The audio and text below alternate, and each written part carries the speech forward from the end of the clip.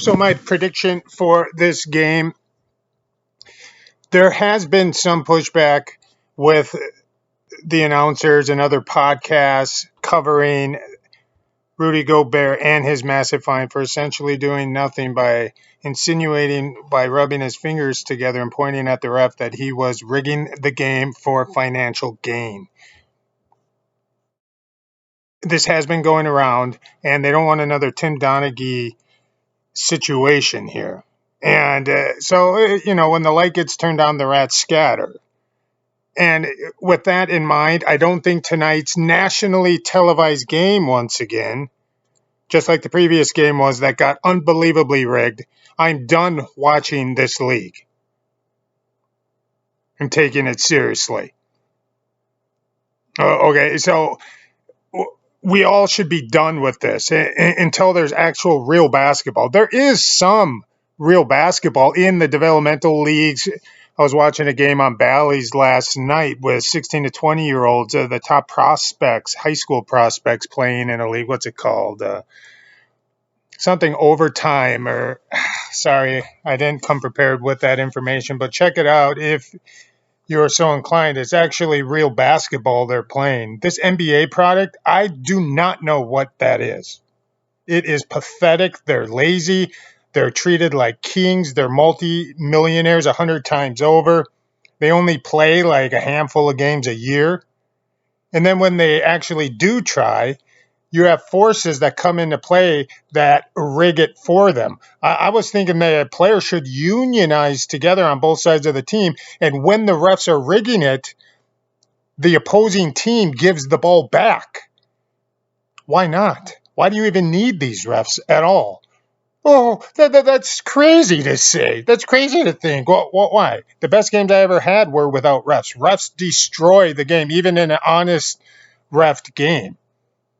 Pickup games where offense or defense calls fouls and where there's a structure and culture of integrity. Remember what that's like?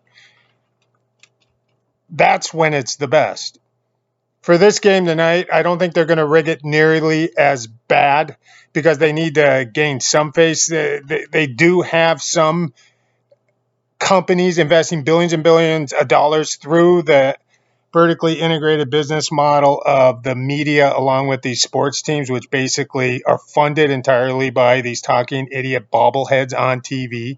And then you have like this periphery of wannabe people. It's like Hollywood, how you have all these people in Hollywood trying to break through but aren't breaking through. So you got all these podcasts like Growls and Howls and Skull North and all this stuff. Good guys, whatever, have no idea what's really going on in the world. But they're trying to break through just like those wannabe actors in Hollywood, right? So in this game, they're not going to let Minnesota blow them out, but so they'll keep it close. We'll know by the third quarter what exactly they're planning because usually they start clamping down in the third quarter with crazy calls. You notice when the rig is on, when they get up by like 10 or 15, and then all of a sudden 5 free throws and 3 possessions for the other team happens, right? And mark of a rig, shift of momentum, right? So there's marks of a rig in my earlier channels before they were deleted.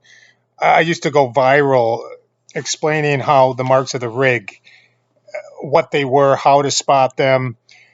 We noticed that the NBA was rigged around 2012. Not to go on a tangent here too long, but in 2012, my wife and I were watching, and we're like, this is rigged.